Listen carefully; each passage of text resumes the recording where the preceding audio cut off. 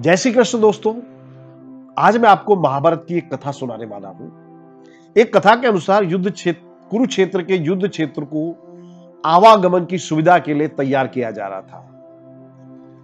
तो उन्होंने हाथियों का इस्तेमाल पेड़ों को उखाड़ने और जमीन को साफ करने के लिए किया। ऐसे ही एक पेड़ पर गोरैया अपने 4 बच्चों के साथ रहती थी। जब उस पेड़ को उखाड़ा जा रहा था तो उस गोरैया का घोंसला जमीन पर गिर गया, लेकिन वो जो बच्चे थे बहुत ही छोटे थे, वो उड़ने में असमर्थ थे। कमजोर और भयभीत गोरैया मदद के लिए उधर उधर देख रही थी। तभी उसकी नजर भगवान कृष्ण और अर्जुन के ऊपर पड़ी। उसने भगवान कृष्ण और अर्जुन को अपनी ओर आते हुए देखा। वे युद्ध के मैदान की जांच करने और युद्ध की शुरुआत से पहले जीतने की रणनीति तैयार करने के लिए वहां गए थे। उस गोरैया ने श्री कृष्ण के रथ तक पहुंचने के लिए अपने पंख फड़फड़ाए और किसी भी प्रकार श्री कृष्ण के पास पहुंची और बोली, हे भगवान, कृपया मेरे बच्चों को बचा लीजिए, वरना लड़ाई होने पर उन्हें कुचल दिया जाएगा। सर्वव्यापी कृष्ण बोले, मैं तुम्हारी बात सुन रहा हूं, लेकिन मैं प्रकृति के कानून में हस्तक्षेप नहीं कर सकता। जो होना है वो होकर रहेगा। गोरैया ने कहा, हे भगवान, मैं जानती हूं कि आप मेरे उद्धार करता हैं। मैं स्वयं को तथा अपने बच्चों के भाग्य को आपको सौंपती हूं। यह अब आपके हाथ में है कि आप इन्हें मारते हैं या बचाते हैं। श्री कृष्ण एक साधारण व्यक्ति की बात बोले, काल चक्र किसी के भी बस में नहीं है। गोरैया ने पूर्ण श्रद्धा के साथ कहा, प्रभु, आप कैसे और क्या करते हैं मैं नहीं जानती। आप स्वयं काल के नियंता हैं, यह मुझे पता है। मैं सारी परिस्थिति एवं स्वयं को परिवार के साथ आपके समक्ष समर्पण करती हूं।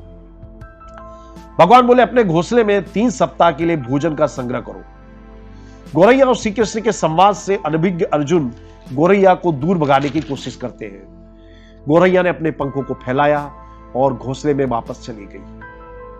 2 दिनों बाद शंख के उद्घोष के साथ युद्ध की घोषणा की गई। कृष्ण ने अर्जुन से अपने धनुष और बाण मुझे दो, ऐसा कहा। अर्जुन चौंका, क्योंकि कृष्ण ने युद्ध में कोई भी हथियार ना उठाने की शपथ ली थी। इसके अतिरिक्त अर्जुन का मानना था कि अर्जुन ही सर्वश्रेष्ठ धनुर्धर है। अर्जुन बोला, मुझे आज्ञा दे भगवान, मेरे तीरों के लिए कुछ भी अवेद्य नहीं है। चुपचाप अर्जुन से धनुष लेकर श्री कृष्ण ने एक हाथी को निशाना बनाया, लेकिन हाथी को मार गिराने के बजाय तीर हाथी के गले की घंटी से टकराया और एक चिंगारी सी उड़ गई। अर्जुन ये देखकर अपनी हंसी नहीं रोक सका। अर्जुन के लिए एक आसान सा निशाना था। उसे लगा कि भगवान अपना निशाना चूक गए। फिर अर्जुन ने बोला, क्या मैं प्रयास करूं? उसने स्वयं को प्रस्तुत किया। उसकी प्रतिक्रिया को नजरअंदाज करते हुए कृष्ण उन्हें धनुष वापस दिया। बोला, इसकी कोई आवश्यकता नहीं है।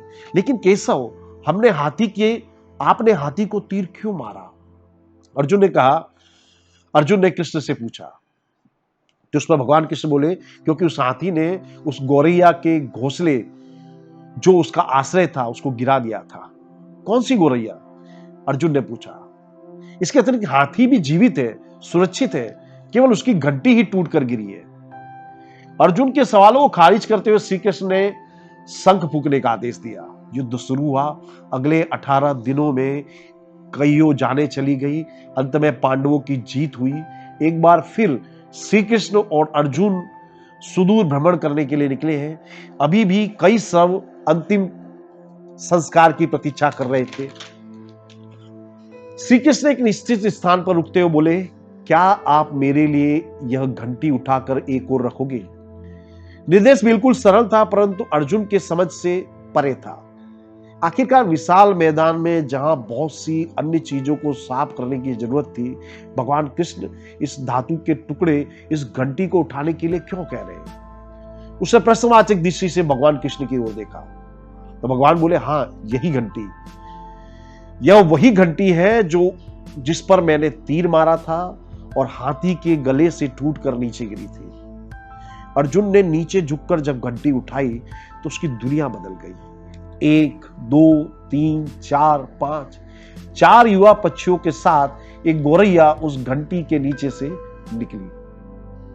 घंटी से बाहर आकर मां और बच्चों ने भगवान श्री कृष्ण के इर्द गिर्द परिक्रमा की, भगवान कृष्ण को प्रणाम किया। 18 दिन पहले काटी गई घंटी ने गोरैया और उसके परिवार की जान बचाई थी। इस पर दोनों हाथ जोड़कर नतमस्तक होकर अर्जुन बोला, मुझे क्षमा करें प्रभु, आपको मानव शरीर में देखकर और आपको सामान्य मनुष्य की भांति व्यवहार करते हुए देखकर मैं भूल गया कि आप कौन हैं।